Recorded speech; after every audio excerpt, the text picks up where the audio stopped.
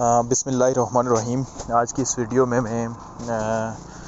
آپ کو بتاؤں گا کہ اے این ایف کی جو سیلری ہے مختلف سکیلز کی، کانسٹیبل کے لیے، اے ایس آئی کے لیے اور سب انسپیکٹر کے لیے، تو وہ کتنی ہے، اور باقی جو فورسز ہیں جیسا سے ایف آئی اے ہے، اے ایس ایف ہے، پولیس ہے، تو اس کا کمپیریزن ہم کریں گے کہ اے این ایف کی پے اور ان کی پے میں کتنا زیادہ فرق ہے۔ تو سب سے پہلے اگر ہم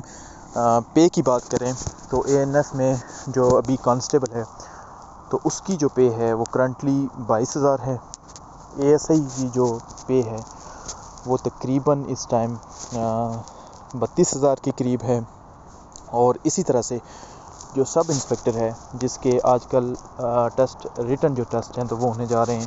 اس کی جو پے ہے وہ تقریباً 44,000 ہے۔ اب جیسے جیسے پھر بجٹ آتا جائے گا تو ان کا جو انکریمنٹ ہے تو وہ ہوتا جائے گا۔ یہ جو پے ہے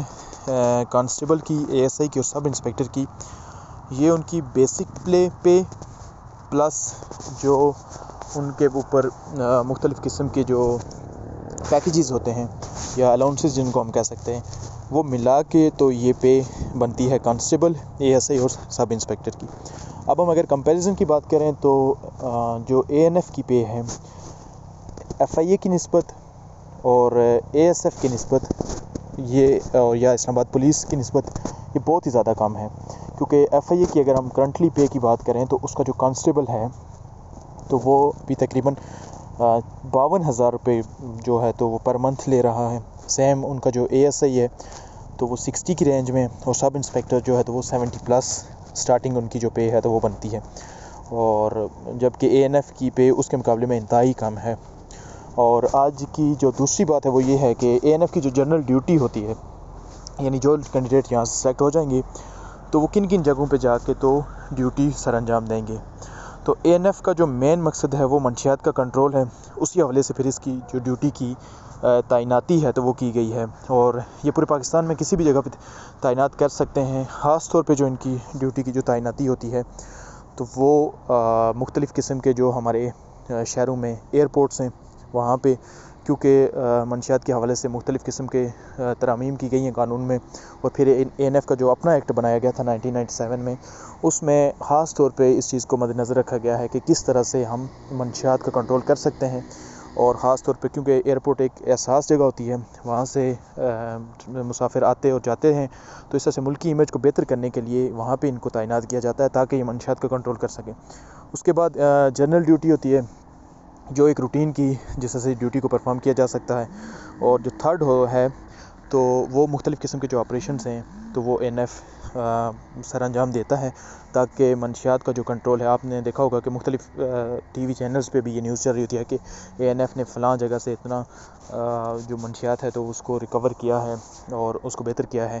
اور اس کی جو سپرویژن ہوتی ہے وہ ساری کی ساری آرمی کے انڈر ہوتی ہے۔ سب انسپیکٹر تک جو اس کی سلیکشن ہوتی ہے تو وہ مختلف قسم کے ٹیسٹ لے کے، جس طرح سے ابھی اے این ایف کی جو بھرتیاں آئی ہوئی ہیں تو ان کے ذریعے سے کیا جا رہا ہے، لیکن جو بعد میں جو ان کی جو کمانڈ ہوتی ہے تو وہ ساری کی ساری آرمی کے پاس ہوتی ہے،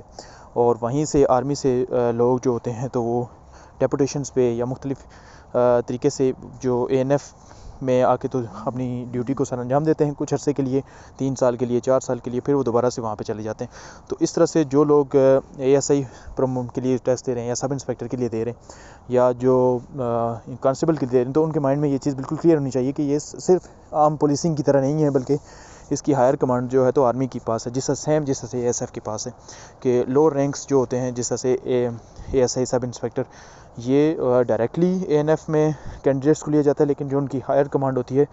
تو وہ صرف اور صرف آرمی کے پاس ہوتی ہے، وہی اس کو سارا کنٹرول کر رہے ہوتے ہیں۔ اس طرح سے اے این ایف کو بھی آرمی ہی سارا کنٹرول کر رہی ہوتی ہے، اور اس کی جو ڈیوٹی ہوتی ہے وہ جو ٹائمنگ ہوتی ہے ڈیوٹی کی وہ تقریباً 8 گھنٹے پر ڈے ہوتی ہے،